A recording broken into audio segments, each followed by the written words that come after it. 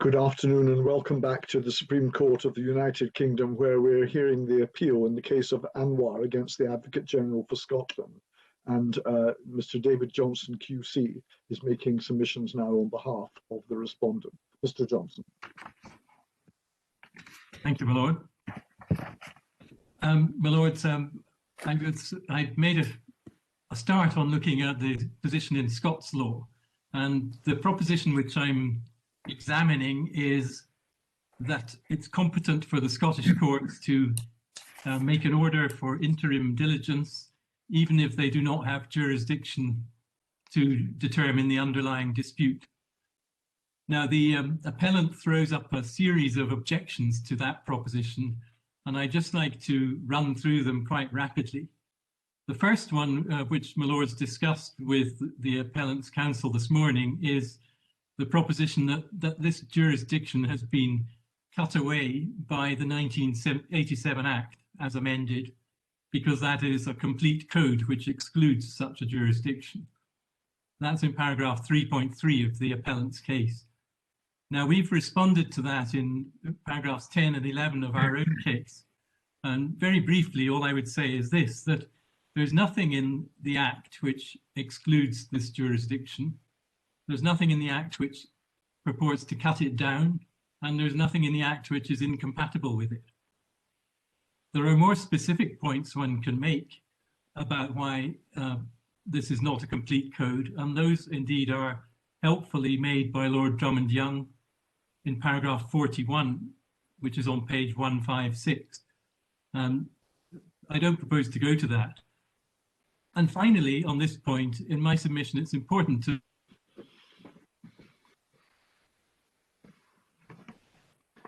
the explanatory notes to the... Mr. Johnson, I'm sorry to interrupt you. You faded again. You referred to Lord Drummond-Young at paragraph 41, and then your connection weakened for a second. If you could go back to that point. I'm sorry, my Lord. I was simply saying that I gave the page reference in the bundle, which is 156. And then I simply wanted to point out that His Lordship provides detailed reasons why one cannot regard this as a complete code, but that I do not propose to rehearse those.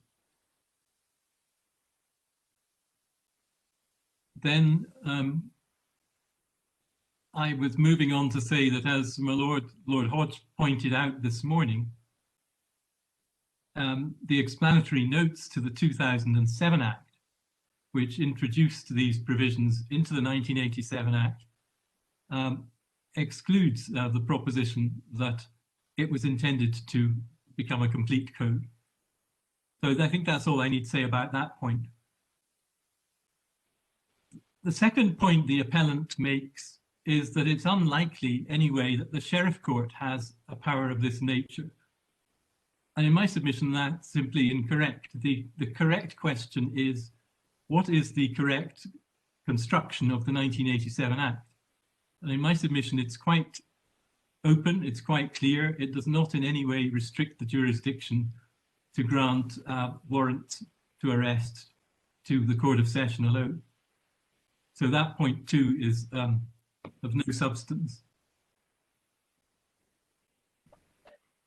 Mr. Johnson, if I remember right, the 2007 Act was an innovation, because before the 2007 Act, if you wanted to use diligence in a sheriff court action, certainly inhibition, you had to get it from you had to get letters of inhibition from the Court of Session Bill Chamber. And yes, if anything, the 2007 Act, on the recommendation of the Law Commission in their report back in 1998, extended the jurisdiction of the Sheriff Court. Well, yes, that's entirely so. I agree, and indeed, I'm grateful to my Lord. It supports the point I make that there's no suggestion here that one should be confining matters to the Court of Session, but rather that perhaps in the interests of access to justice more generally, one should allow the sheriff courts too to exercise this jurisdiction more broadly. The third point I wanted to make, and indeed this was discussed this morning by my lords Hodge and Lloyd-Jones with my learned friend, is the proposition in 3.6 of their case, which relates to the 19th century case law. And from that case law, the learned friend draws the conclusion that the court must anyway have jurisdiction in principle. I'm not sure what that means, but must have jurisdiction in principle to determine the dispute before which is before the other court or tribunal. And my lords have seen very briefly the 19th century cases to which that relates. In my submission, the key points to take from these cases are all set out in our own written case on page 108. In relation to the Hawkins case, I would underline, as indeed again Lord Hodge mentioned this morning, that in paragraph 22 of our case on that page 108, we perhaps rather undersell the significance of Lord Mackenzie's speech because it was joined in by 5 other members of the court, and the decision of the court was indeed the decision of the whole court.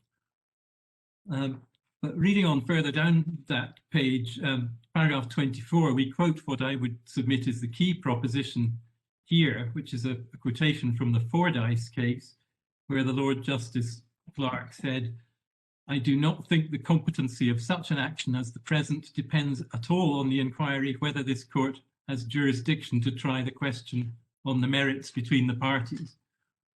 And that's at page 1067 in the electronic bundle. But as I say, it's quoted in paragraph 24 of our case.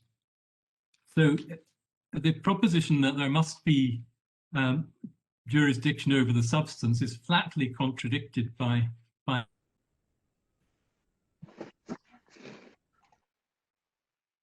note also that although Mr. O'Neill...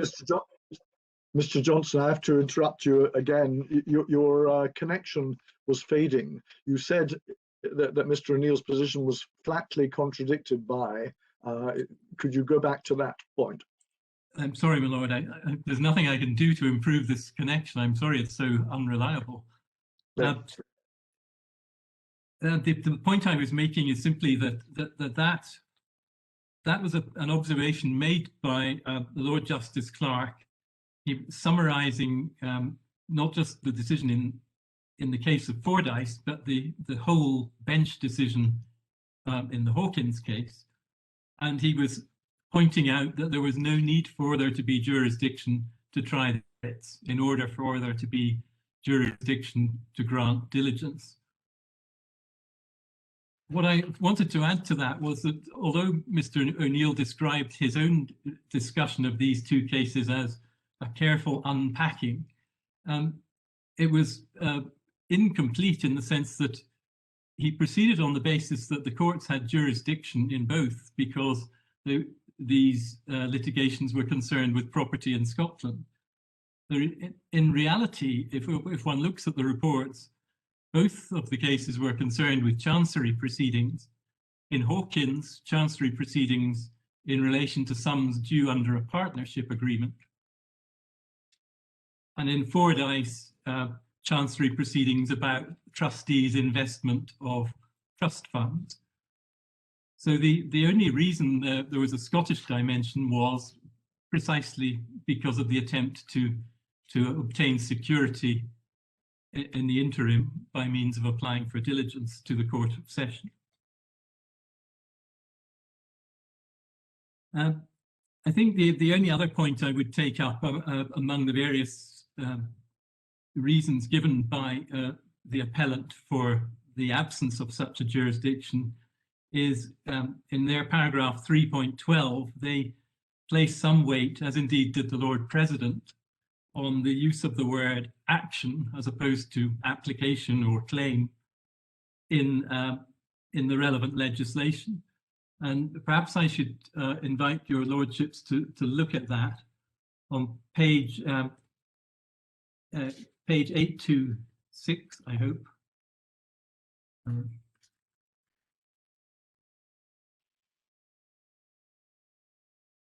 Yes, on page 826, my lord should have section 15C of the 1987 Act.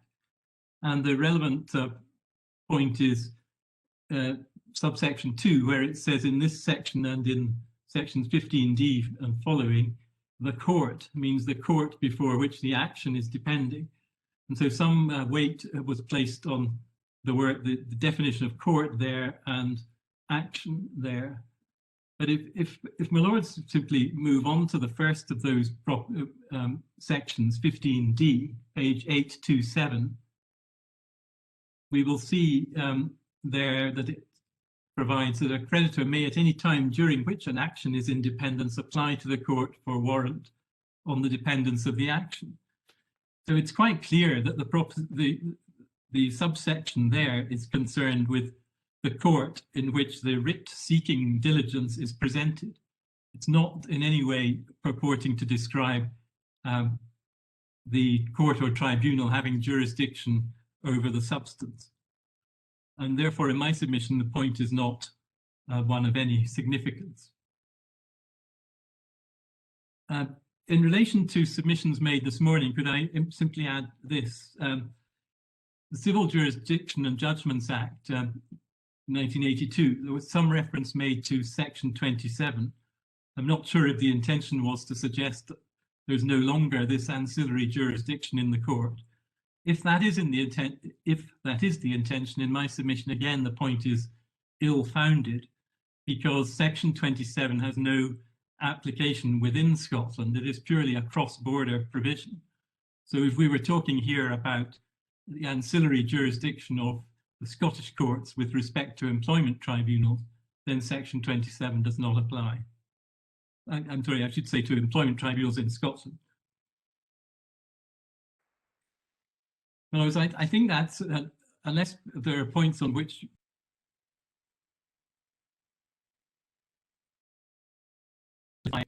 the Scottish law point, as we've attempted to show in the case, the key is the clear provisions set out in the 1987 Act.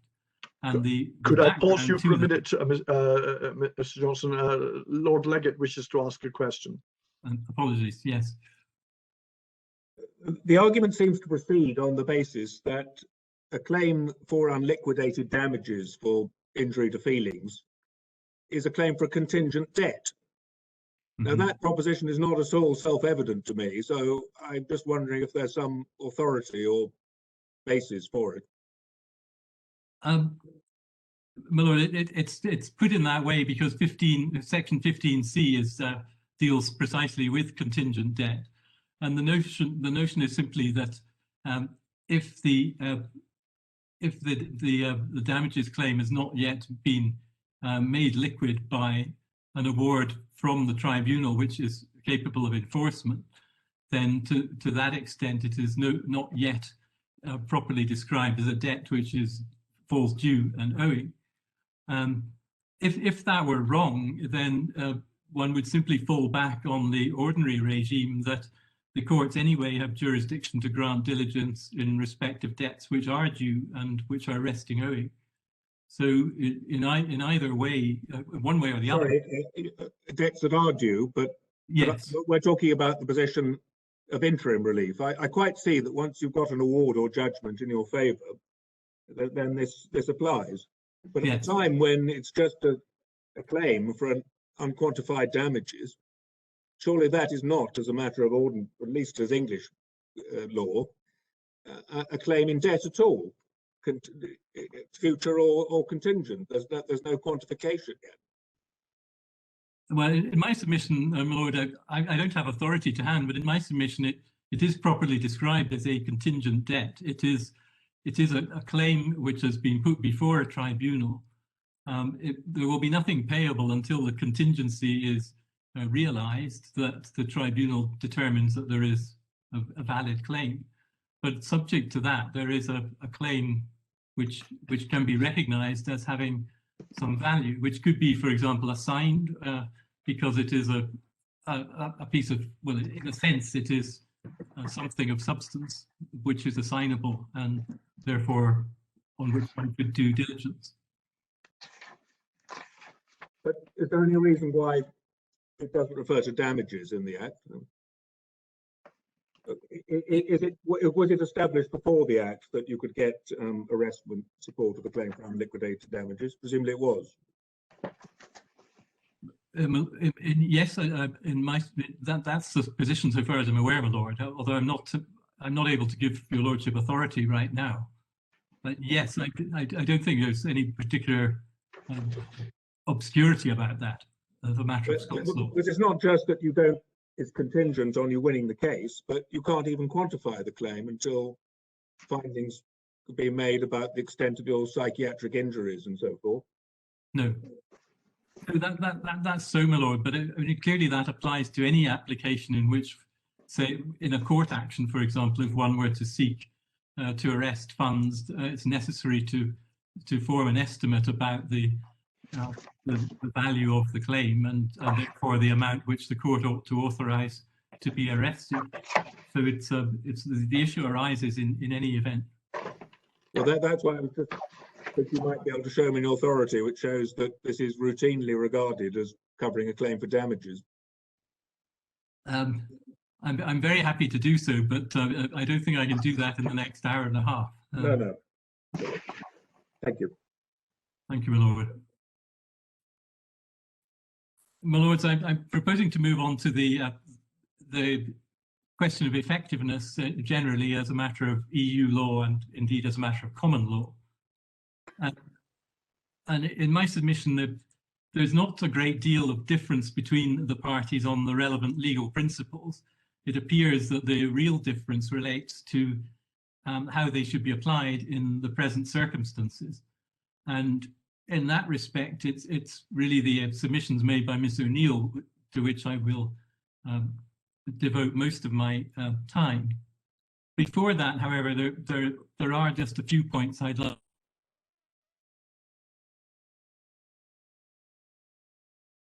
certainty. And it's not in dispute that the law needs to be certain and that the EU law imposes that requirement. But again, I would emphasize that it's not the respondent's position that legal certainty is to be found in the 1842 volume of session cases.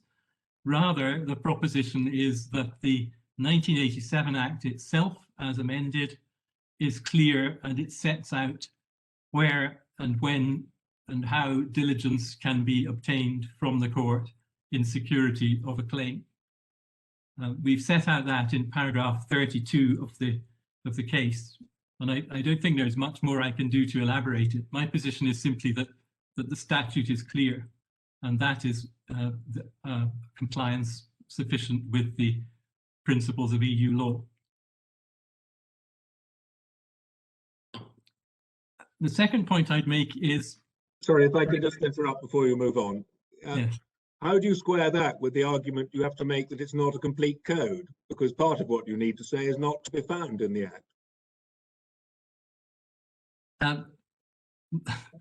My lord, I accept that there may seem to be some tension there, but the reality is if one cannot expect the law to be all the law on any subject to be laid down in a single document that will be unintelligible without recourse to any other documents. And it would be surprising if the Court of Justice thought otherwise. So I accept that terms are not defined in the 1987 Act. Nonetheless, in my submission, for purposes of certainty, somebody looking at that and looking up the terms will be able to identify how it is that they obtain diligence from which court and in what they have to do to obtain it. My submission, that is sufficient. They might be very unclear, though, mightn't they, whether it applies to a claim in an employment tribunal. But I don't see why, because the Act does not, in any sense, say this is available in one place and not in another place. There's no reason to assume it would not apply in an employment tribunal. It simply states the position clearly, and in my submission, that's enough.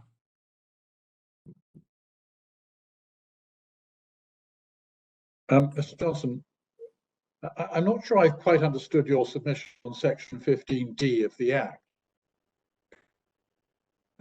8.2.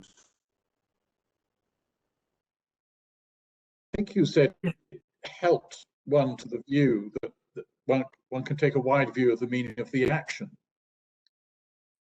But at the moment, if one would react so as to answer for oneself the question, well, can you get diligence on the dependents? And if so, from which court? You would get the answer, yes, you can, from 15D subsection 1. And you get the answer to which court it was from section 15C, wouldn't you? Subsection 2, which expressly applies to section 15D. You get it from the court before which the action is depending. And then if you ask yourself, well, is my claim in the employment tribunal an action? You'd only understand from the act you could get diligence on the dependents if it was an action. But wouldn't you then come to the conclusion that it was pending in the employment tribunal, and that's where you should go to get your interim relief? Well, I see the force of the point. In my submission, what the subsection is doing, by which I mean 15D1, is explaining that when you have an action, let's say independence before the sheriff court, then that is the court to which you apply for a warrant for diligence. Yes. Yes. And in my submission, I have to accept that it does not deal in terms with employment tribunals there. It simply says, well, underlying it is the proposition, which is, of course, the proposition we're discussing, that one requires the ancillary action in the sheriff court in order to obtain the diligence. So that's what this is directed at. But I mean, I have to accept it doesn't give any pointers to those who are claimants in employment tribunal. Yes. Sheriff court, that diligence will be granted in that court.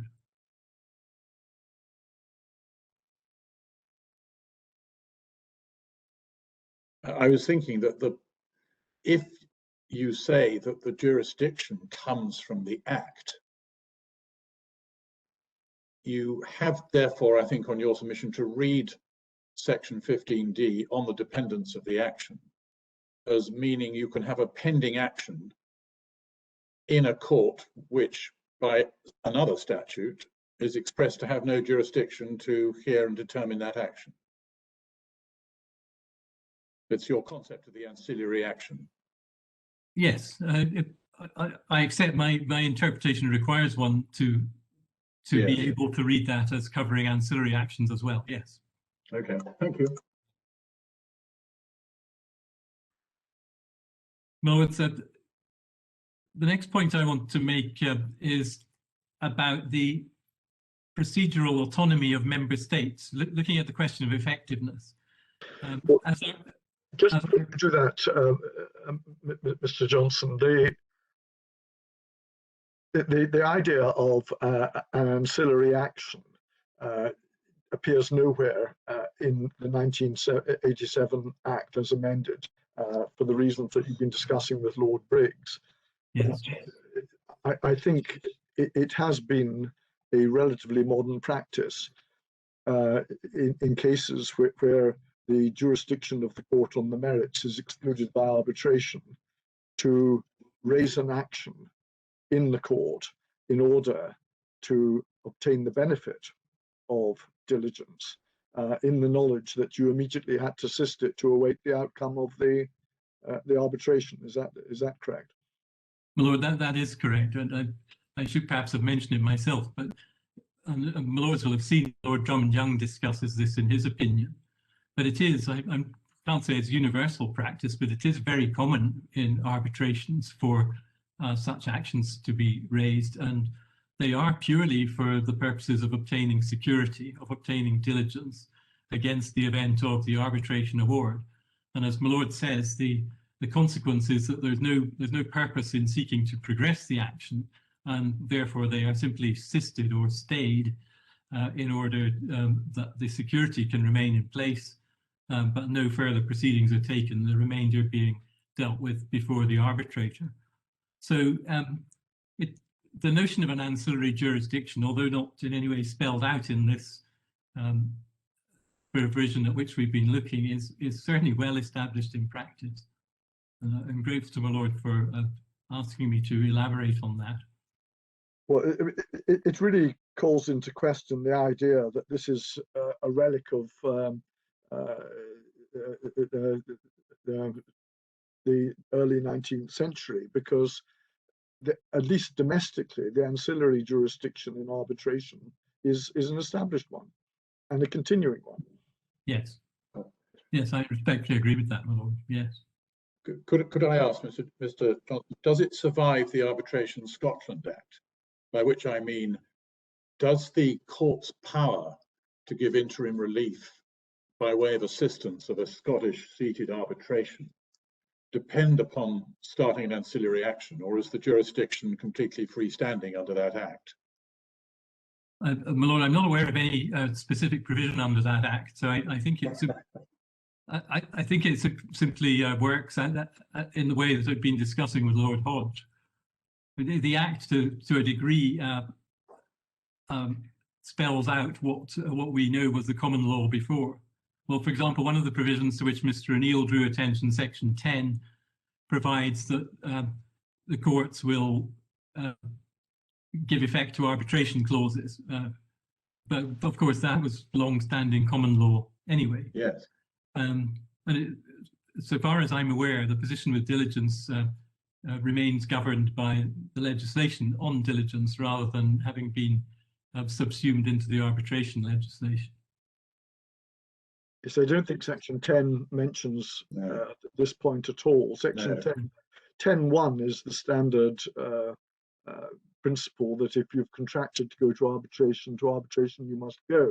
Yes. And Section 10.2 says if for some reason the court isn't staying the action, a clause in the arbitration agreement which says the court can't proceed isn't valid. But yes. that doesn't really bear on the matter which we are discussing today. No, I don't think so, my Lord, no. My Lord, the next point I wanted to come to briefly was the question which is elaborated in our written case about procedural autonomy. My Lords will have seen from the cases, the European cases, about the principal effectiveness that they emphasize that it's up to member states to organize their own procedural arrangements, that they have this autonomy, and that the effectiveness of the procedures they set up has to be examined in the context of the system as a whole. Lords, I think this is relevant when one examines a proposition that was put to the court this morning, namely that it's essential that the court seized of the dispute should itself be able to provide any kind of relief that is sought. And now, in my submission, that's simply not the case. Firstly, in relation to the Aarhus Convention case, which was mentioned, it's notable that, as indeed I think Lord Briggs pointed out, that there was no issue in that case about division of responsibility between courts. More broadly, I would add this, that we know from the case law on procedural autonomy, and indeed the principle of effectiveness generally, that there is a test that has to be met. And Mr. O'Neill's submission involves adding an extra limb to that test of saying everything must happen in the same court, in the same forum. And in my submission, that's inconsistent with the case law. To give just one example, or the reference to one example, the impact case, paragraph 44, page 2198, which simply says it's for each member state to designate the courts and tribunals having jurisdiction and lay down the detailed procedural rules. Now, in my submission, that's not compatible with the notion that each member state, when it does this, must always make sure that every tribunal can apply every aspect of EU law. The only other point I would make, simply in relation to the Irish case, which was mentioned, Commission against Ireland, about the Workplace Relations Commission. The essence of the point is that, as my Lord Burrows pointed out, and indeed as Lord Drummond-Young pointed out at page 167, it's a case that's concerned with a wholly different point from the one which Mr. O'Neill seeks to take from it. It's simply concerned about the supremacy of EU law and disapplication of provisions that are contrary to EU law. It has nothing, or indeed it's an entirely different issue, as Lord Drummond-Young put it, from the point that Mr. O'Neill advances.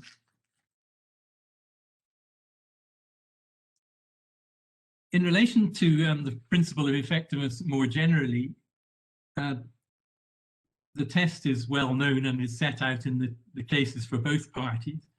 And of course, as the court will have seen, an issue has been raised about whether the most appropriate test is effectiveness, as I've just been discussing, or effective judicial protection, which is drawn from Article 47 of the Charter. Now, I recognise that I need to address both of these, and indeed the Inner House addressed both of them, although expressing a preference for the principle of effectiveness as the relevant one. But perhaps without taking up too much time on it, I could say this, firstly by reference to the Brathens case, which both of the written cases cite. I give the references to those. Our case deals with it in paragraph 64 on page 118, and the appellant on page 95. The references I would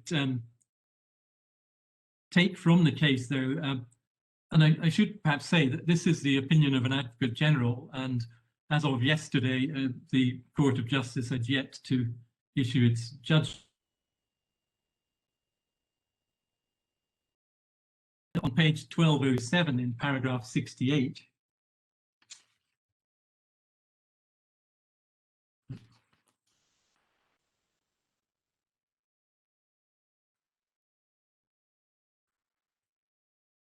explains circumstances in which the court has embarked on scrutiny by reference to this test.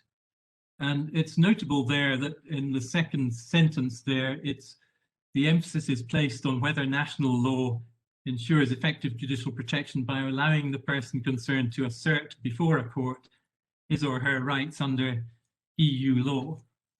And the short submission I make about this is that the essence of this decision, or rather this advisory opinion, is that the applicant had been denied of the essence of the right because there was no examination by a court of the question whether rights had been violated, and there was no declaration of any such violation.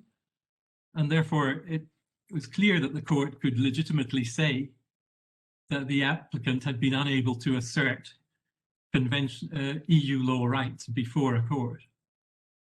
Now, our situation is different because there's no denial in my submission of the essence of the appellant's right here or her ability to assert it. She has indeed asserted it in the employment tribunal.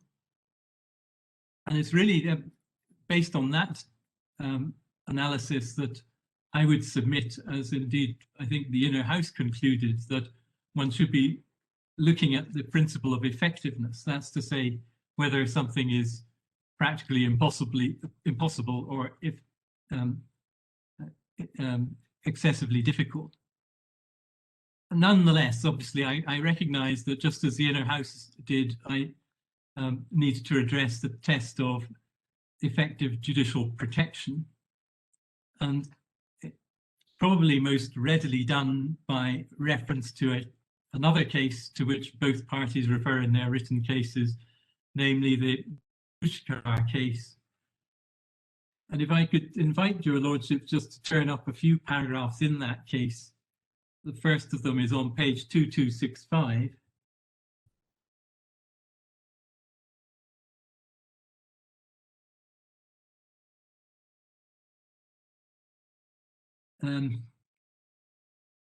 we can, I think my lords will be familiar with the case, and it's in here the court is discussing the question whether the protection, whether the remedies given meet the standard of effective judicial protection.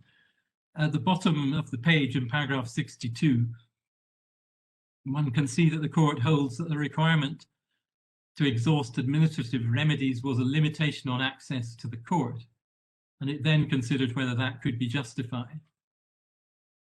And if we move on to the following page, in paragraph 67, we can see that the court took account of the pleaded justification for the exhaustion of available administrative remedies. It was intended to relieve the courts of disputes which could be decided directly before the administrative authority and increase the efficiency of judicial proceedings and so forth. And then it said the obligation therefore pursues legitimate general interest objectives. And then finally, on the following page, paragraph 76, we get the court's conclusion. And its conclusion is that national legislation which is imposing an additional step here, that's the exhaustion of administrative remedies, is not precluded, provided the practical arrangements were not disproportionate, and in particular provided that they did not lead to either substantial delay or excessive cost.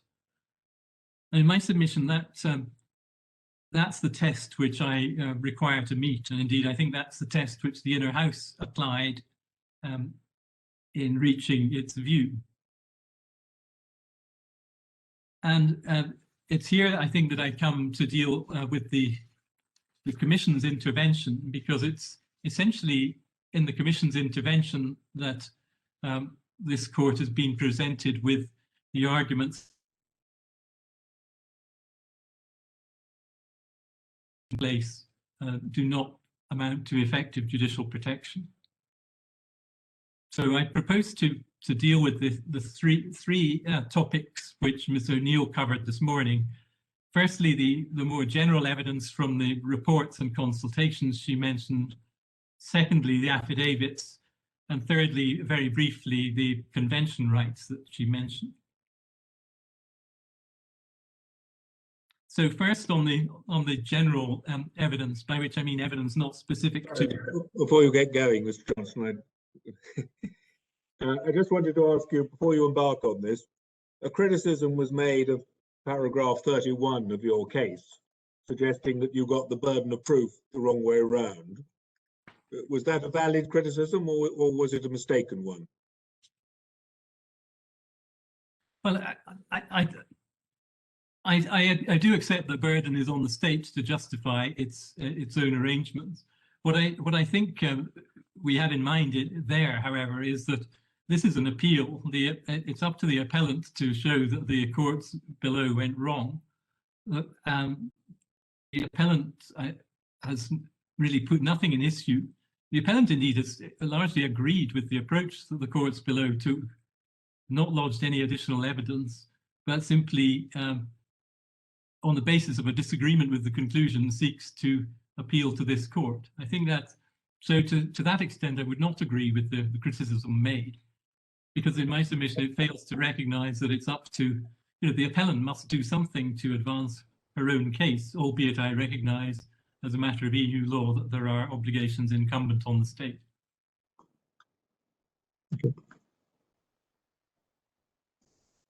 So far as the general evidence of the Commission is concerned, some of this was, of course, before the courts below, and they described it as disappointing, but as not pointing to the conclusion that there was a lack of an effective remedy. And one can find that, for example, said by Lord Drummond-Young, paragraph 85, page 172. All I would wish to say about this can be broken down into two segments. The first is about the dates. Much of the material which is in section 2.6 of Ms. O'Neill's submission is not recent. It comes from 2009 and 2013. And the position has changed in the meantime. And so I would ask the court to bear in mind what is said in the 2018 consultation paper, starting at page 700, because this notes a number of improvements and planned improvements on the earlier system.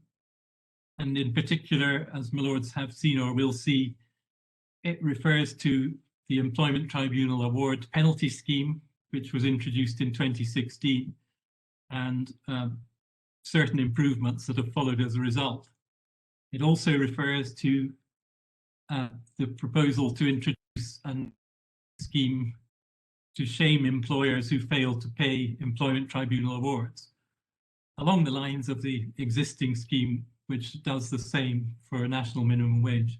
My Lord Legate, yes. I just wanted to ask you what date we should be looking at, Mr. Johnson. Should we be looking at today's date, or should we be looking at the date when the remedy would have been sought, which would have been in the beginning of 2016? Well,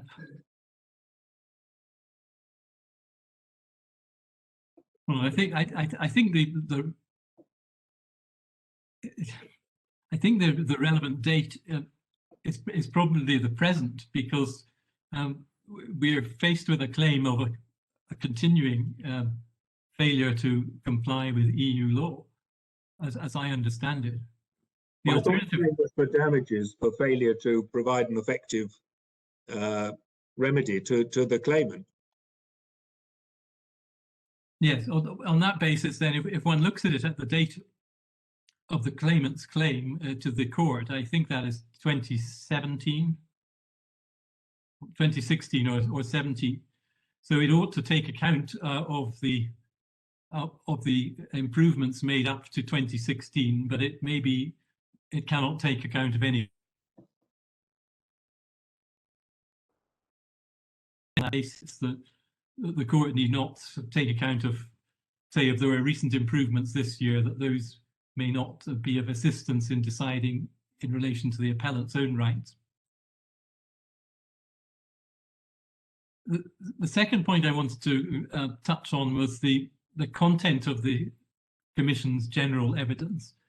And indeed, Miss O'Neill has fairly accepted that it's not actually directed at the issue of arrestment on the dependents at all. It's directed more broadly at the need to resort to the court system in the first place, and at the effectiveness of enforcement procedures generally.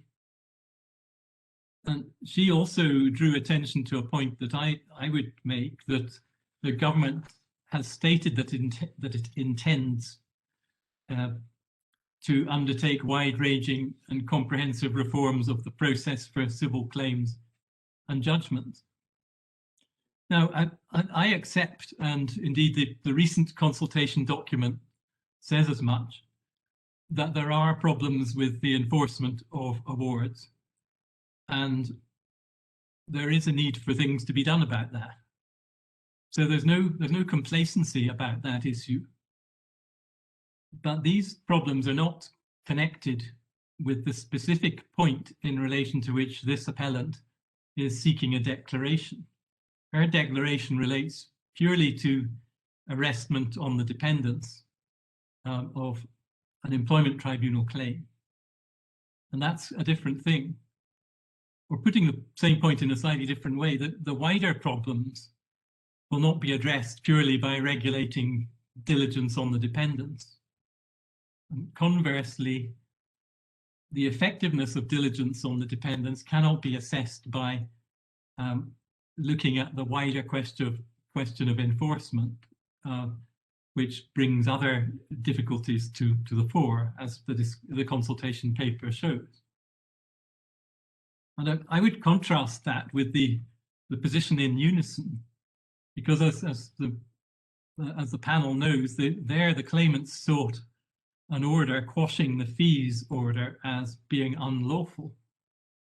But the court had highly specific evidence about the effect of the fees order namely what Lord Reid describes in paragraph 39, page 1158, what he describes as a dramatic and persistent fall in the number of claims lodged with employment tribunals.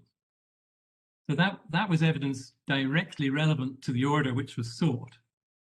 And it was directly relevant to the court's ability to conclude that the fees order created a real risk of preventing people from obtaining access to justice.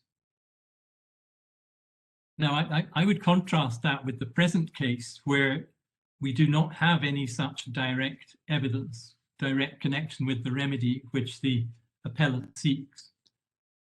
And therefore, so far as this segment of the evidence is concerned, in my submission, the position remains essentially as it was before the courts below.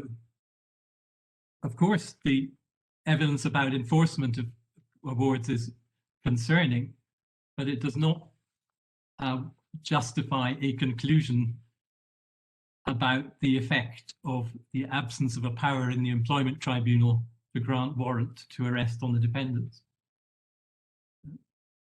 Lord Leggett, yeah. Is it a relevant fact, Mr. Johnson, that there's no evidence that anybody has ever got an arrestment on the dependents pending an employment claim? I'm sure it's a fact of which the court needs to be aware. In my submission, it doesn't go much further than that. For example, it suggests, doesn't it, that there's some difficulty over it, that nobody's ever done it? There's a degree of speculation involved in why it has not been attempted, and I'm not sure that I can really assist with that. What I would say is that it's clearly not a relevant point in terms of interpreting the 1987 Act. The fact that people have not done it does not give one any assistance with the exercise of statutory construction. No, but you're on a different point now, which is to suggest that there's nothing to indicate that there are problems. I was simply trying to think through what the relevance is. In my submission, it's not relevant to that.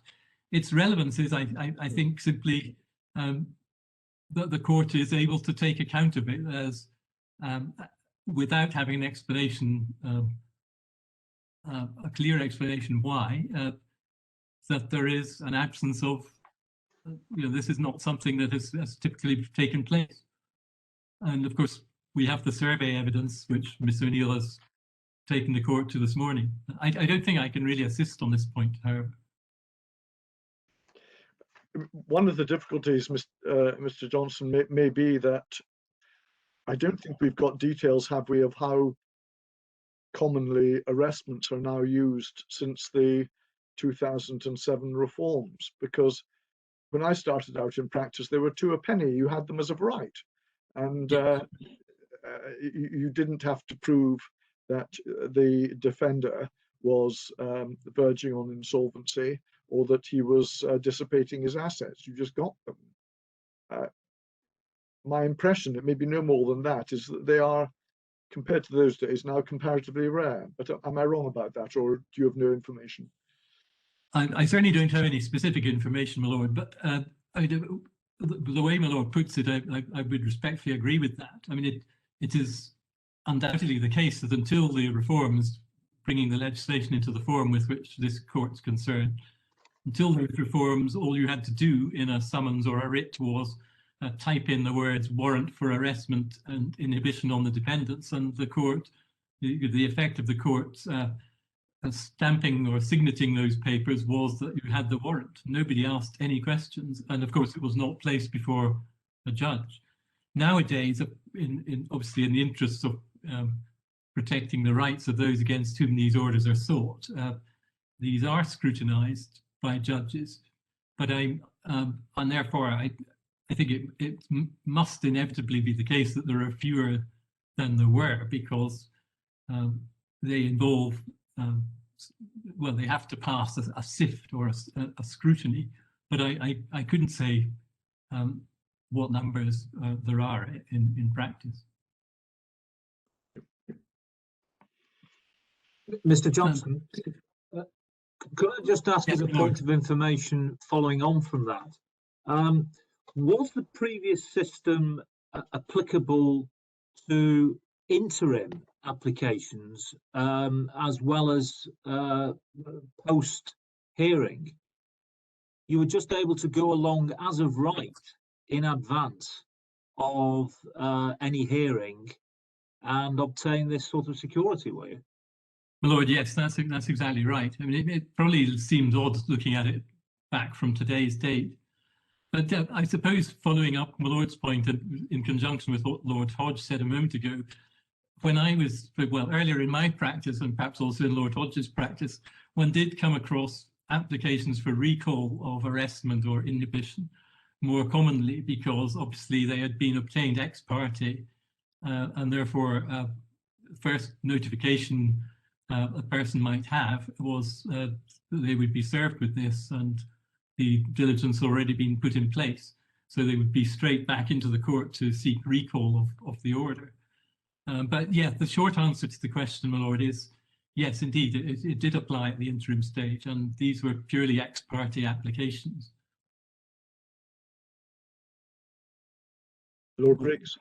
Can I assume that on an ex parte application, the same due diligence and full disclosure requirement would affect the maker of the application as would happen in England?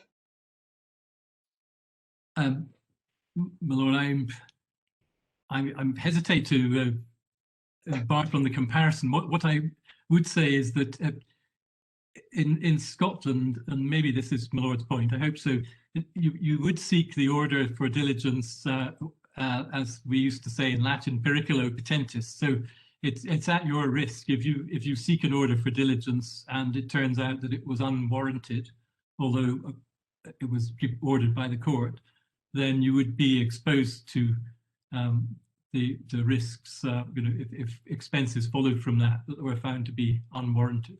Is that right? Is that right, Mr. Johnson?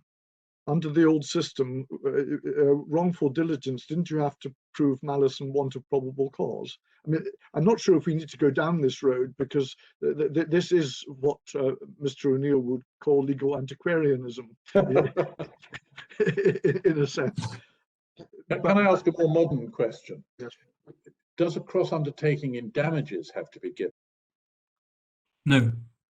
No, and I'm grateful to my Lord Hodge for picking me up. I was perhaps running ahead of myself in speaking of the position in interdict, which is effectively the same as the position for injunctions in England, that one would seek such an order at one's own risk, and the issue of cross undertakings are less common in Scotland, but would be a relevant consideration in whether the order would be given by the court or not. Thank you. I should, Yes, in relation to wrongful diligence. Yes, there is no doubt that in seeking an interdict, the equivalent of an interim injunction, the applicant is taking a risk, as Mr. Johnson says, because the application is granted periculo patentis, but that never applied to diligence on the dependents. And I think it still doesn't. The matter is really for the court to decide whether or not to grant it based on the tests that are now in the Act. And the remedy which the defender has is, if he gets it recalled, is getting his expenses in relation to the application. Yes.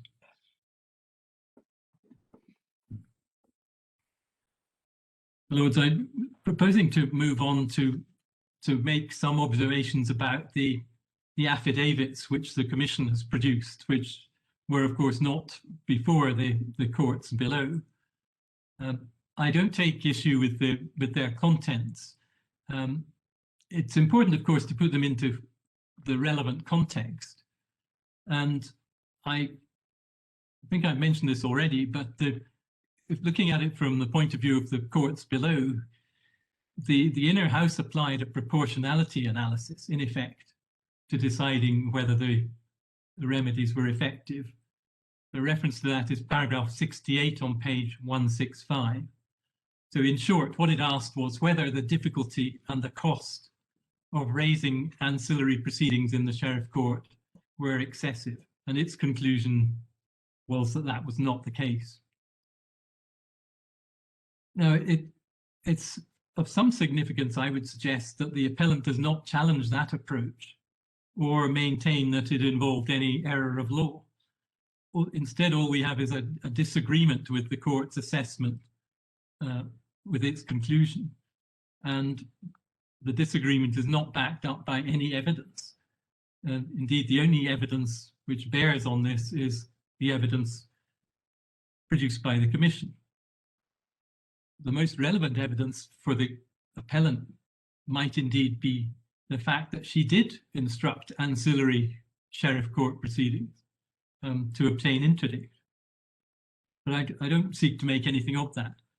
What I would wish to do is just run through several points which in my submission are relevant to the material produced by Miss O'Neill.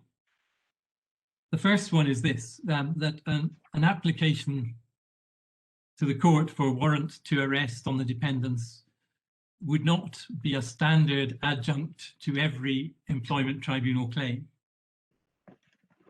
So it's quite different from the Unison case, where fees were payable by every applicant, starting with lodging their claim. Why is that? That brings me to my second point. It's because an application would need to comply with the requirements of the 1987 Act. And if my lords want to have those in front of them, it's on page 829, which is section 15E. And there's provision there about the test that has to be met where a warrant is granted without a hearing. There's same provision in the following section where there is a hearing. But the short point is that there are three ingredients that have to be dealt with. And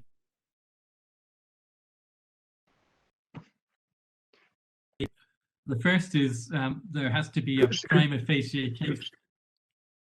Mr. Johnson, could you repeat just your last couple of sentences? Because again, I don't know if my colleagues had the same problem, but I didn't pick you up because your connection was weakening. I'm sorry, my lord. I was saying that there's need to comply with the basic requirements set out in this provision. The provision on the screen relates to a warrant without a hearing. The same provision is made in the subsequent section for where there is a hearing. I think I then pointed out that Mr. Rutherford covers this ground in his affidavit.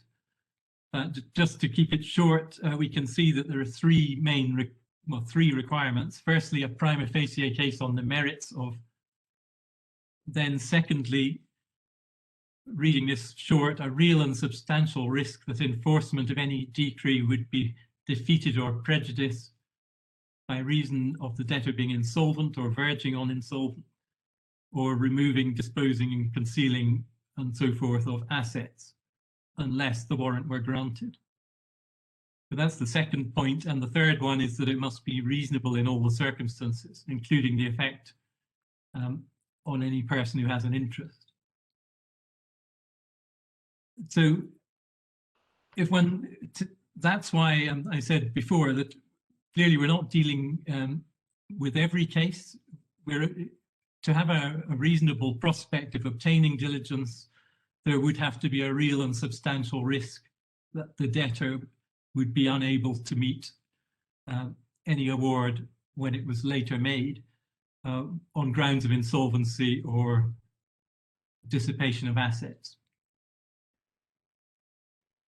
Now, as the respondent's case notes, this statutory regime, and indeed we've discussed this already this afternoon, it aims to balance the interests of the creditor who seeks diligence, and the debtor in relation to whose property the diligence is sought. And therefore it has to be a serious test. It should not be too easy to obtain orders of this kind because of the serious effect they may have on the debtor. And indeed that reflects the terms of Article 52 of the Charter, which, as my lords know, refers to protection of the rights and freedoms of others as one of the legitimate aims justifying restricting a charter right.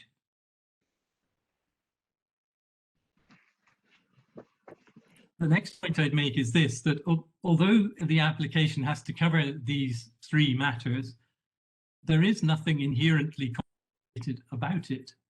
It is short and simple, as Lord Drummond Young said, paragraph 80, page 170, and it need not involve delay. And the reason I say that is that the claimant will be able to paraphrase the prima facie case by reference to the claim already lodged with the tribunal. And the claimant will need to have a basis for apprehending that the employer may become insolvent or conceal assets, and will need to explain that basis. And that, of course, that will require evidence, something to satisfy a judge that there is a basis for the apprehension. But there is nothing in my submission that's inherently difficult about it. And I would say this further, if looking at the substance of the application, that if such an application were lodged with the employment tribunal, the claimant would need to cover precisely the same material. And so in my submission, Mr. O'Neill goes a little too far when dwelling on the complexity of the applications of the application to the court. The first reason is because, as I've already said, the complexities are not in reality great. And the second one is that because the convention rights of employers have to be respected, the same issues would still have to be addressed if applications of this kind were henceforth made to the employment tribunal. So in my submission, that's an important point about the substance or the content of the application. To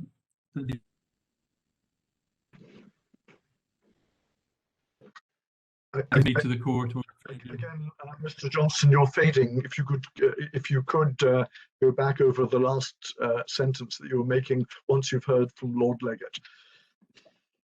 This is just a question asked from ignorance, Mr. Johnson, but if you get an arrestment, if that's the correct term, does it freeze everything that's in the bank account, or is there some limit by reference to the amount of your claim? Or the warrant that's granted will spell out the maximum that can be caught by the arrestment, and therefore it will freeze anything up to that amount that is in the bank on the date on which it's served.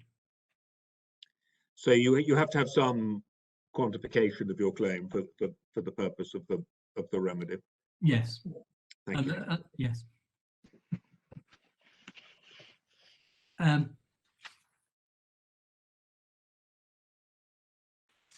My lord, yes, I was just recapping slightly in case the court missed something.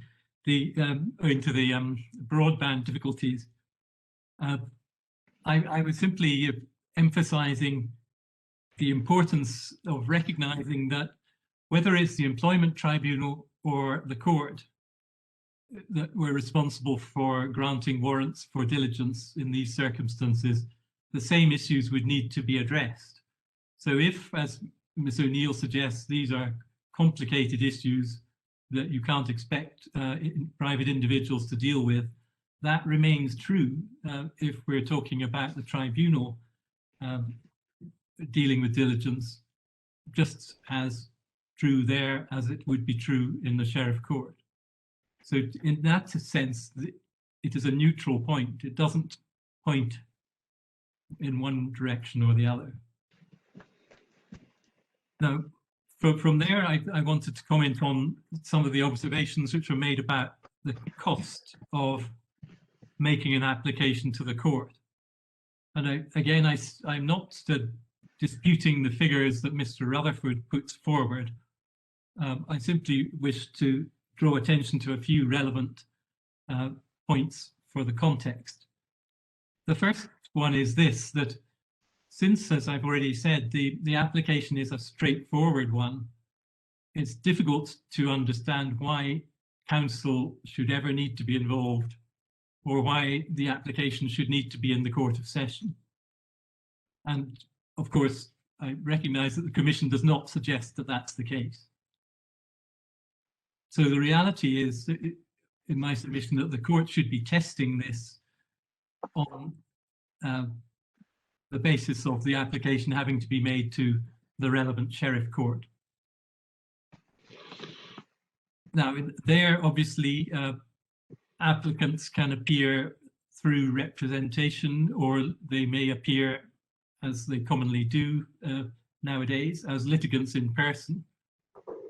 These are, by the standards of cases which litigants in person present, these are not complex proceedings. So in my submission, one need not envisage this always requiring representation, although, of course, I in no sense underestimate the importance of that. The next point, a short point, is simply that, as the Commission also recognises in paragraph 4.10, depending on the applicant's circumstances, the court dues may be remitted. Next point is section 15M, page 842, to which Ms. O'Neill took the court this morning. And this is the provision about expenses. So I simply remind the court that the basic position in section 15M1 is that the creditor is entitled to the expenses incurred in obtaining and executing a warrant. So here the employee who went down this route would be entitled to those expenses, subject to the power of the court to modify according to what is reasonable. Then if we move on to the following subsection, conversely, the debtor, here the employer, is entitled to the expenses if the creditor obtains a warrant for diligence but was acting unreasonably in applying for it. So there's a mandatory provision which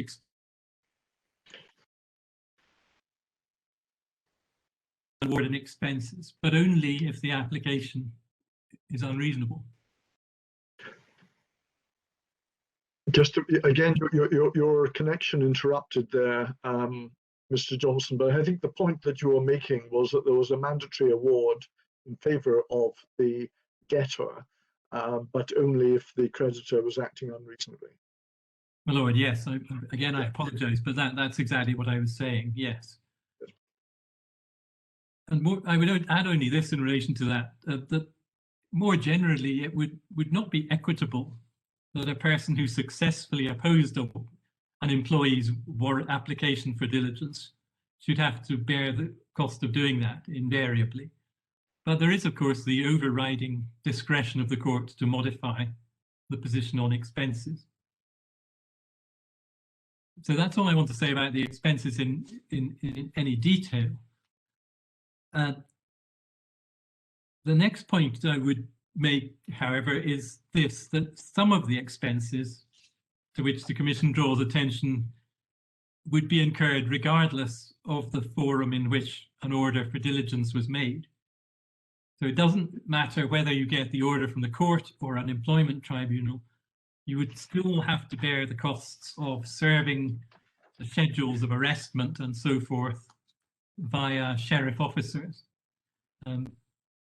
So again, it may seem a small point, but it is, given that one is essentially comparing here two regimes, or one hypothetical regime and one actual regime, in order to decide whether this hypothetical regime itself is effective and the real one is not. These are, in my submission, points of significance. More generally, I think it's fair to say that the Commission submissions this morning made the assumption that if employment tribunals had the power to grant warrant to arrest, then they would exercise it without the need for the employee to incur any expense or have any pleadings drafted or any formalities. Now, it's not clear what the basis for that assumption is, And in my submission, the court could not safely proceed on the basis that that would be the position. In particular, though, one might question whether that would give adequate weight to the need to take account of the interests of the debtor, the employer. But if I sum up on what I wish to say about these affidavits, making some more general points, the picture as a whole is that the Employment Tribunal represents a favourable and a low-cost regime for determining claims. And I would submit that the need, where it's desired, to obtain an order for interim diligence from the court is a modest departure from that favourable regime. Now, the United Kingdom has chosen to create a system of employment tribunals for specified kinds of claim, but it has left enforcement of awards made by employment tribunals and protective measures such as diligence within the ordinary civil court structure. And in my submission, there are sound practical reasons for that. We've mentioned one by reference quotation from the recent Law Commission report. That's quoted in paragraph 60, page 116 of the case. And that's dealing with the specific case of whether the employment tribunals should be able to grant injunctive relief. And the Law Commission's conclusion was that it would not recommend that. And obviously we haven't spelled out all the reasoning. As my lords may well be aware, elsewhere in its report, the Law Commission weighs up whether the employment tribunals should have wider powers to enforce awards. And again, they are not enthusiastic about that because of the necessary duplication of the infrastructure that the courts have for enforcement. And I remember that was a matter.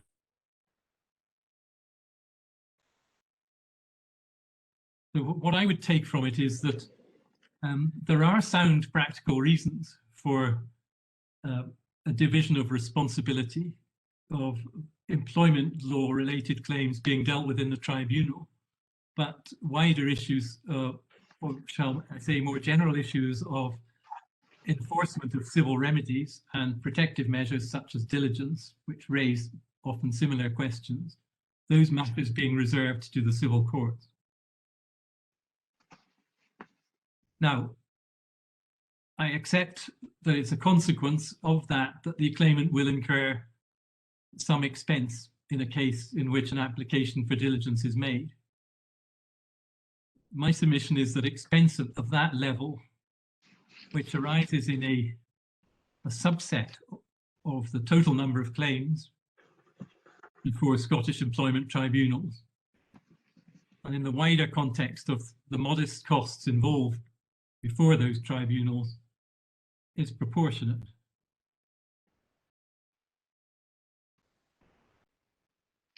So in short, if I come back, if I may, in concluding on this section of the argument, to the test in Pushkar, which was the question whether there was substantial delay or excessive cost. My submission is that a warrant for diligence requiring recourse to the court does involve expense, but that expense is not excessive. So just recapping my key points. Firstly, it's not a necessary expense in, my Lord Leggett, I'm sorry. I just wanted to ask, going back to the point about enforcement, I can see that when you're enforcing an award, you've got all the mechanisms there in the courts, and that may be the most convenient way to do it. But when it's at an interim stage, the main questions are really whether there's a prima facie claim on the merits and whether there's a risk of dissipation.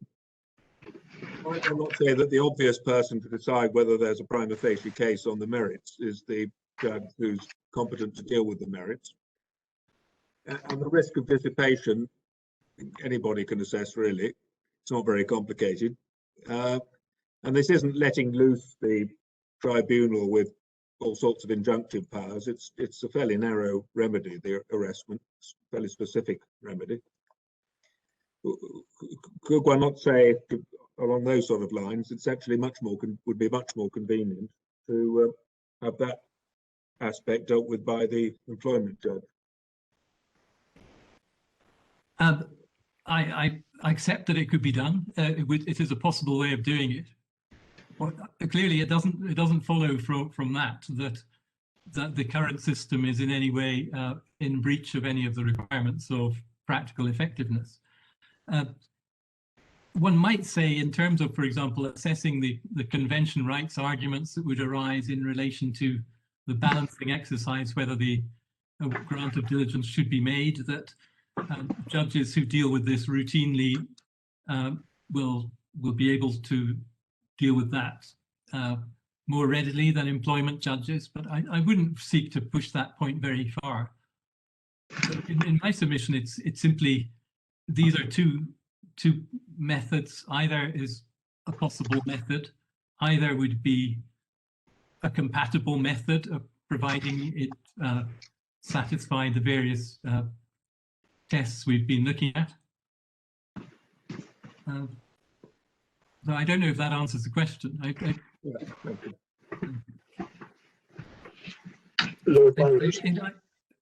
Lord, sorry, could I just ask a follow-up point?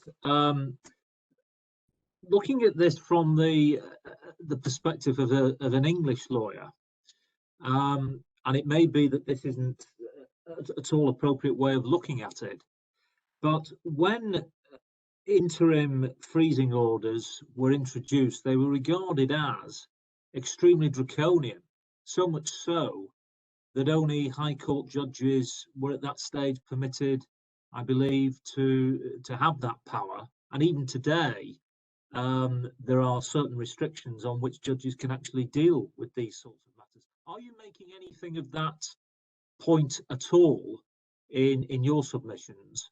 Is there any equivalent point that you would like to rely on?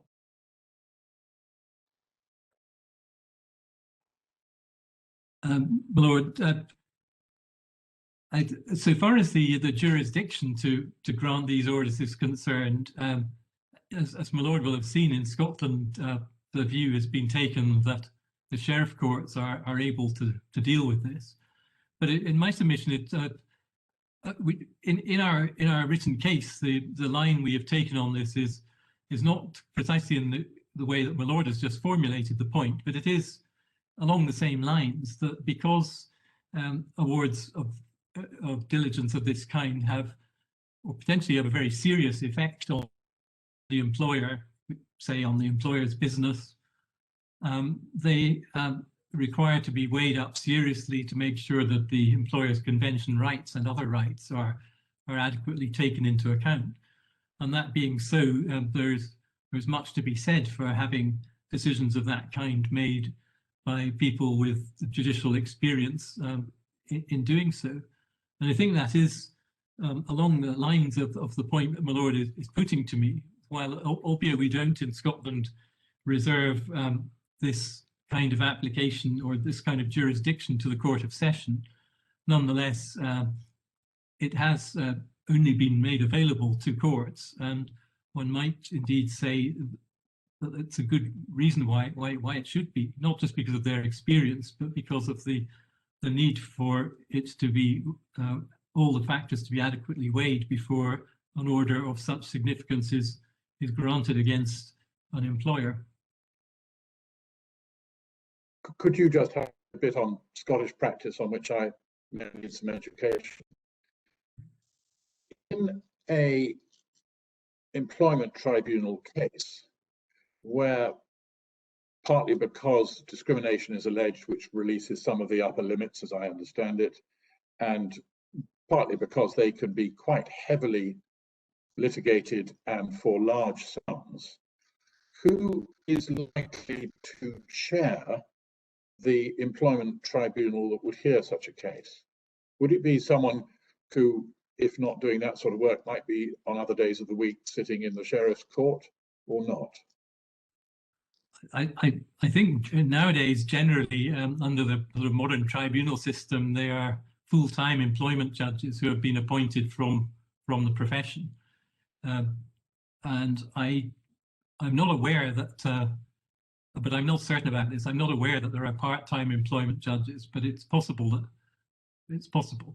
However, I think it's clear that the vast majority of employment tribunal judges are full-time, and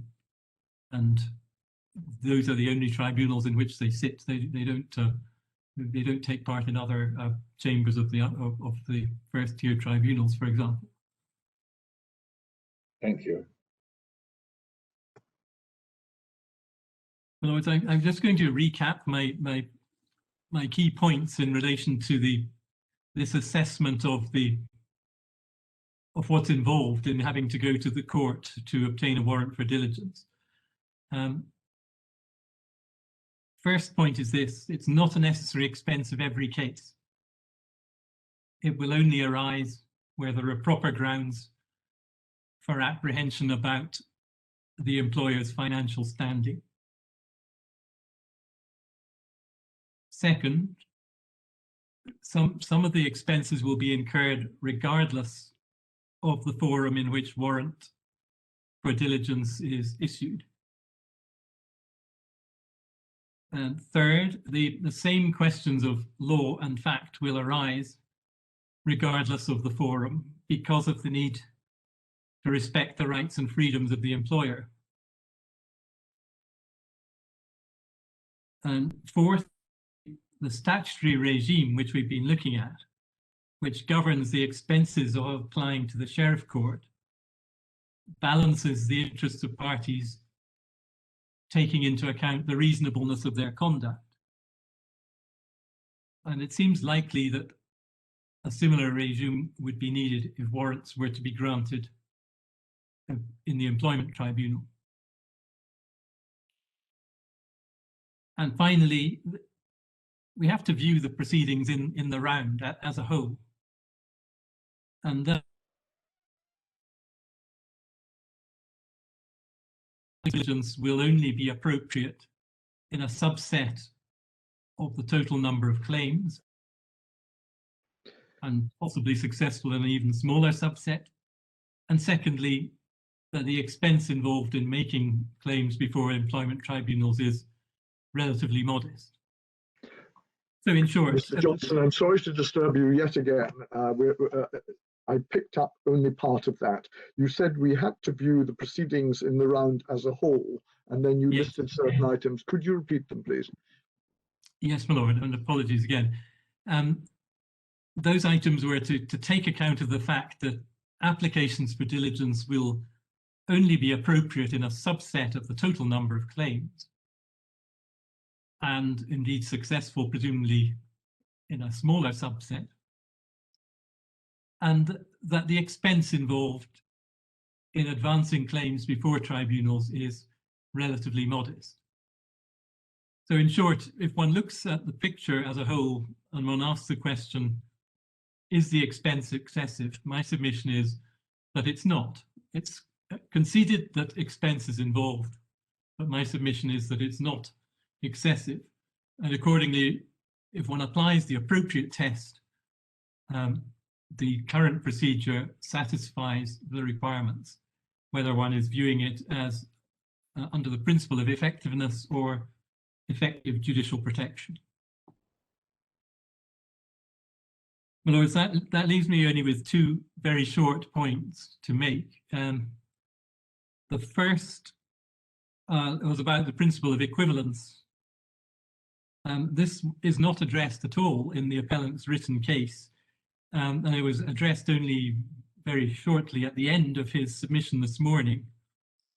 I would propose, in response to that, simply to adopt the written case, paragraphs 45 to 50, pages 113 to 114, and to refer the court to the remarks made by Lord Drummond Young, paragraphs 88 to 90 on page 173.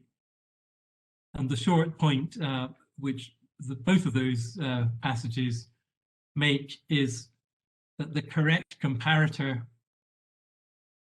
for a claim such as the present is a claim before the employment tribunal based on domestic rather than EU law. That being so, because both EU and domestic claims are treated in the same way, the principle of equivalence is satisfied. And the appellant's argument in my submission is plainly misconceived in seeking to suggest that any other comparator than that is appropriate. Mr. Johnson, are there domestic claims before the employment tribunal which are of the same sort of value as the EU claims that Mr. O'Neill is founding on here? No, I don't think any of them reach the same sort of value, my lord. I need to check the detail, but I'm fairly sure that's right. Thank you. My lord, the final point is simply to touch on the convention rights. And Ms. O'Neill has raised this in her written case, and she touched on it in her submission. She makes the point that it's important that rights be practically effective. And that is not a matter in dispute. I don't think it will be of assistance if I embark on looking at the cases which have been produced. In essence, they are there to support her proposition that it's no good having a system that is theoretically fine, but in practice doesn't deliver the results. There's no dispute about that. And there's no dispute about the relevance of Articles 6 and 13 of the Convention either. So in my submission, without in any way disparaging the importance of the Convention jurisprudence, it doesn't add a different dimension to the present case, and it doesn't require me to elaborate the submissions I've already made about why the respondent maintains that the present regime satisfies the approach.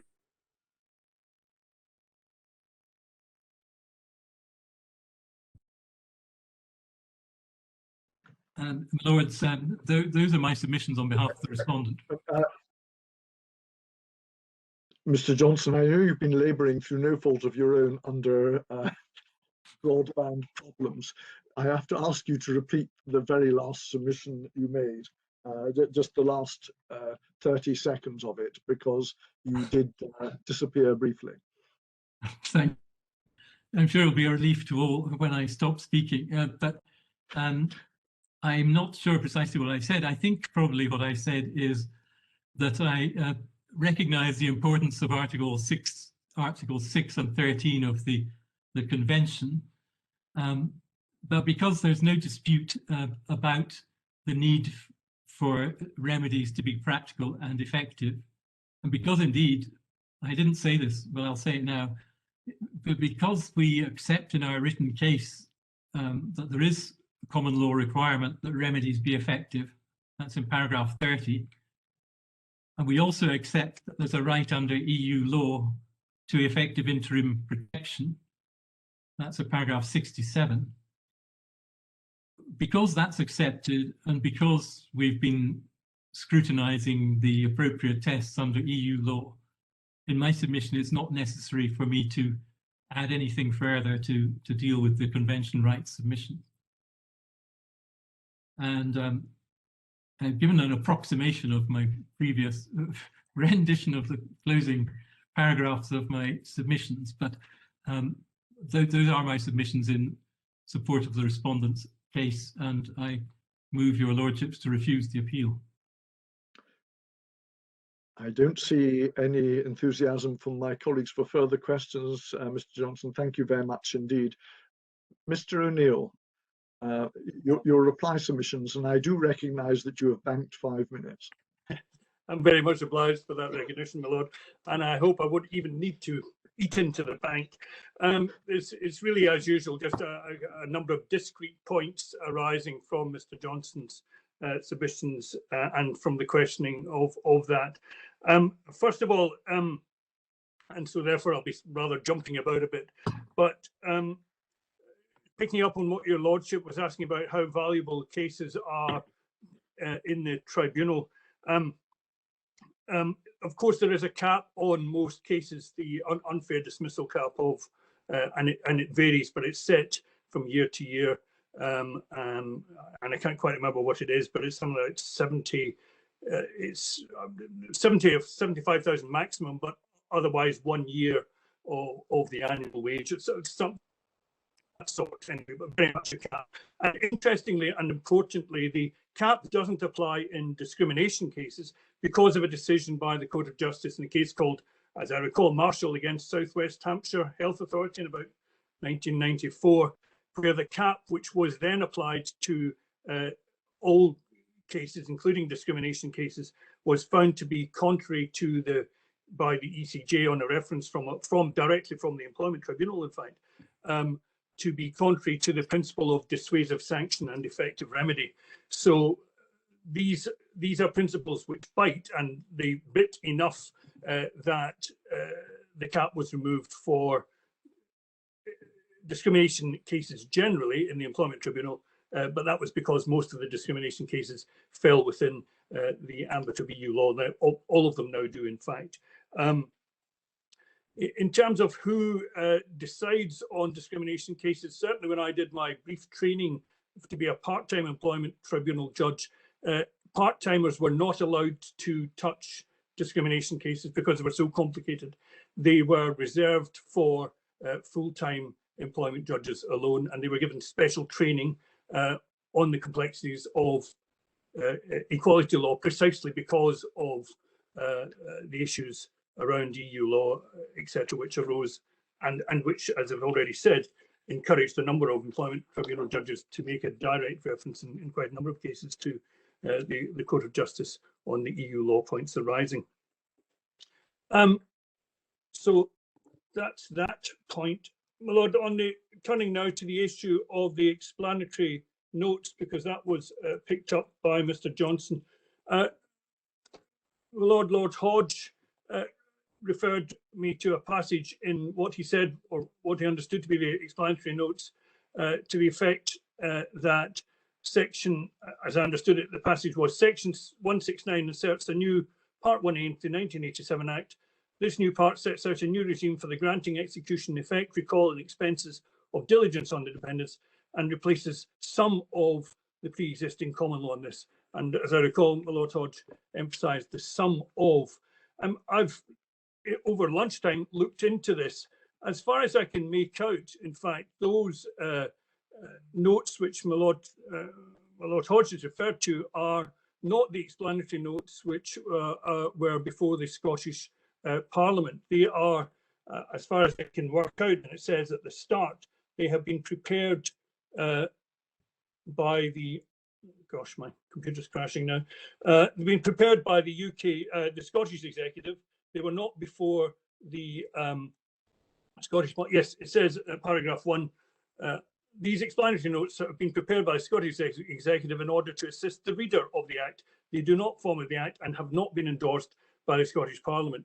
So what these then are not are the explanatory notes which were before the Scottish Parliament. Those instead are to be found from the Holyrood Scottish Parliament website, and that has explanatory notes as originally put before the Parliament when the bill was introduced, and then revised explanatory notes produced after the stage 2 proceedings in the Parliament.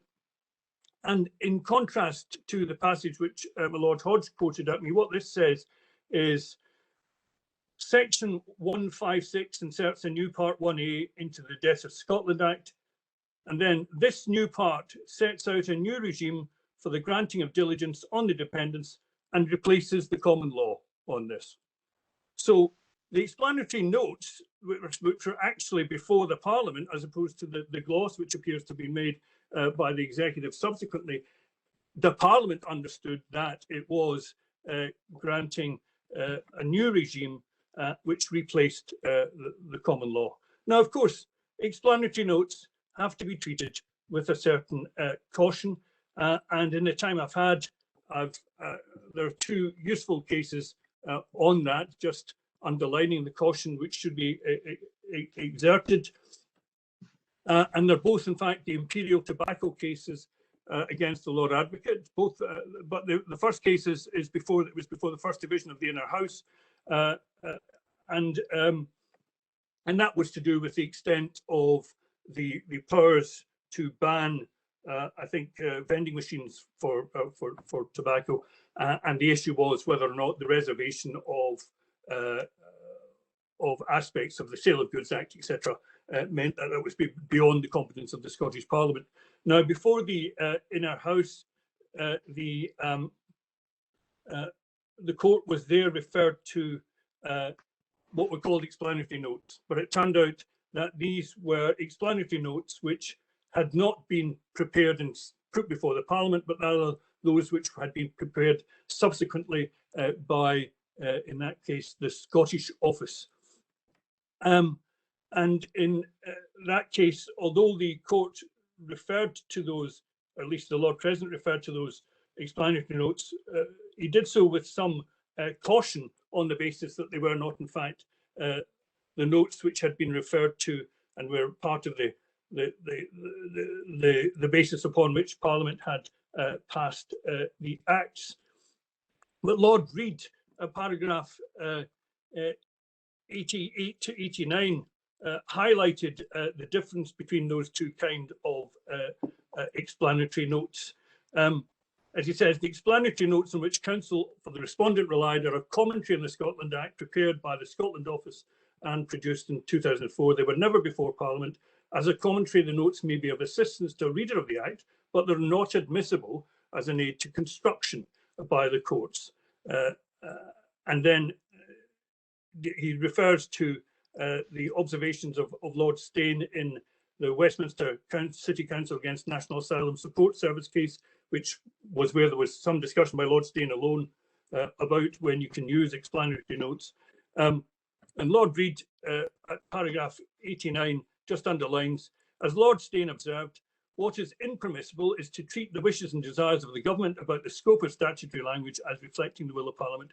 The aims of the government in respect of meanings of clauses as revealed in explanatory notes cannot be attributed to Parliament. The object C is the intention expressed by the words enacted. The focus must be on the words of the provision itself. Now that's plain, but again, it's just of interest that when the matter then became before your Lordship's Court on appeal, Imperial Tobacco 2013 session cases, page 153, Lord Hope picked up the issue about whether or not those post-enactment explanatory notes, which could in fact be referred to, paragraph 33, he says this: the Lord President set out passages from the explanatory notes dealing with the reservation that were prepared and published by the Scotland Office in 2004, sometime after the Act was enacted. The Lord President recognised they did not have the interpretive value which they would have had if they had accompanied the bill in its passage through Parliament, but he said that he was relying upon them quantum valeat. But Lord Hope says this: it seems to me, however, with respect, that it would be wrong to pay any regard to these explanatory notes, as they do not form any part of the contextual scene of the statute. They're no doubt useful as they provide guidance, but unlike the notes and clauses, they have no more weight than any other post-enactment commentary as the meaning of the statute. So, summing up then, Lord, the explanatory notes which my Lord Hodge referred me to were not the explanatory notes which this court can in fact take into account, and insofar as they do, with the wording which my Lord Hodge noted, some of the common law vary what was the explanatory notes before the Parliament, which was this replaces, or it doesn't say replace, and I have to be absolutely clear as to what it says, although I've read it out. I've lost it. Anyway, I think you said, Mr. O'Neill, that it sets out a new regime for granting diligence on the dependents and replaces the common law. Yes, that's what it said, and it's so that's, if you want an explanatory note, there's an explanatory note. That sort of backs up my view. So I'm very grateful to your Lordship for making me do the work on it. but it does seem to point to a certain. I'm very grateful to your researches, and I also take it as a warning of carrying out extemporary research when counsel's speaking. That I didn't pick up the fact that the explanatory notes that I'd traced were the executives rather than the Parliament. But your point is well made. Thank you. It's the perils of Googling, perhaps, my lord, but there it is. At least it's not Dr. Google. Next, in terms of, I mean, I'm frankly, I'm finding this so difficult. When my learned friend says that the Death of Scotland Act is what he founds this as being the proper implementation, but he founds on it because it doesn't say anything, because it doesn't mention any of the points on which we're relying, but somehow it's still it's still implementation. It doesn't refer to employment tribunals anywhere. It doesn't refer to damages. It doesn't refer to discrimination. It doesn't refer to any kind of ancillary jurisdiction or actions. But somehow that is the implementation of the rights which we have to an effective remedy to protect the substantive rights against discrimination. You do not implement on the basis of silence, frankly, and my learned friend previously recognised that, because that's why we had all this referring to 1842 cases. I mean, he can't have it both ways, frankly. If he says that this complete code has to be read in the light of cases that were passed in 1842, which were then themselves said to have been departed from in the terms of the passing of the Section 21, Section 27 of the 1982 Act. I mean, it's impossible. It's like trying to grasp a jelly, as far as I can understand, in terms of what are you actually saying has implemented these clear and unequivocal rights for purposes of EU law, and you know, it is not there. This Fordyce-Hawkins jurisdiction, which refers to, as I've said already, is a court of session jurisdiction, not a sheriff court jurisdiction, and provision was made for it in Section 27 of the 1982 Act. Well, then friend says, oh no, that doesn't apply because that just applies to England and Wales and places outside Scotland. That's what Fordyce and Hawkins was. It was about foreign jurisdictions, and it was about the court of session, and only about the court of session. But somehow in the ether, there is this floating ancillary jurisdiction, which we should all know about if we were just tuned in properly, and therefore were able to read the 1987 Act or the 1997 Act against this background. But there are no cases against the proper statutory background which actually ground it, which bring it to earth. So that isn't implementation. If that's implementation, you know, it's I'm not an EU lawyer, but then again, perhaps after Brexit, nobody's an EU lawyer. My Lord Hodge picked up the arbitration point. Frankly, picking up again your Lordship's point, that's a red herring. Arbitration has nothing to do with this case. This case is about the rights which people have as a matter of law given by the EU legislature to protection against discrimination in the workplace. Arbitration is about two individuals or companies getting together in a contract to have a particular resolution in private, in confidence, of their specific issues between them, normally in commercial matters. Because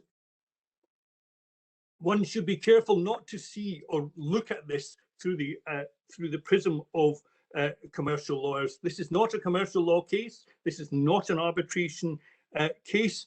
My Lord Hodge mentions, well, you know, of course we know about this ethereal ancillary jurisdiction because we who've done commercial law in arbitrations, we're always relying upon it anyway, and Section 10 isn't directly on point on this of the Arbitration Act.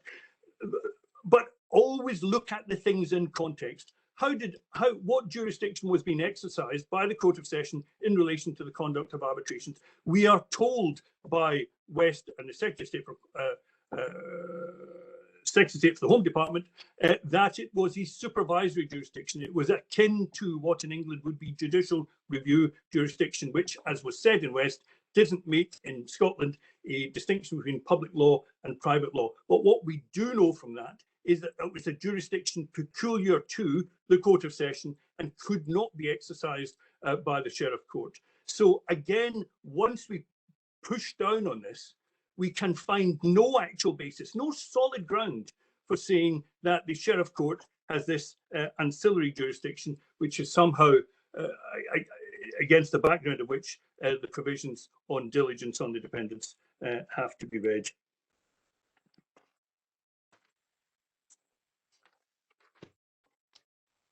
In terms of the, so that's that point next to my penultimate point.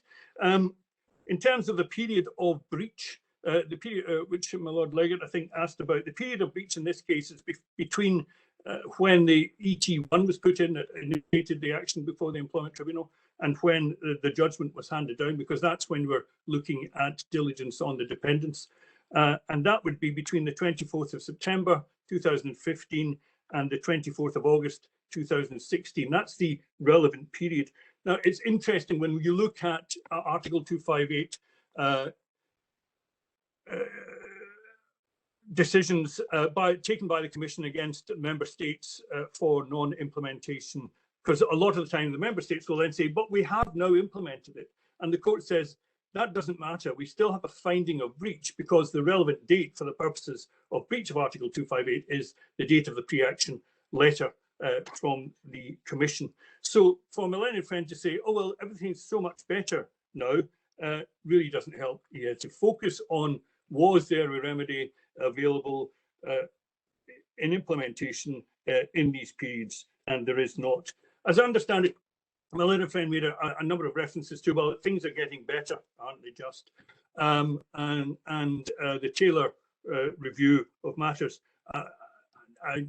As I understand it, the Taylor review suggestions of changes and improvements in relation to Employment Tribunal matters is a matter which will apply in England and Wales, and it's a matter of the Scottish ministers and government as to how they will deal with improvements in those matters. That's my understanding, but there it is. So even if it were referring to the relevant period, which it isn't, it's referring to supposed improvements which are not forthcoming. In conclusion, then, my lords, I would say this case is not about Scots law, which is a great relief to me, certainly, and I'm sure many others. This is about European Union law and UK constitutional law.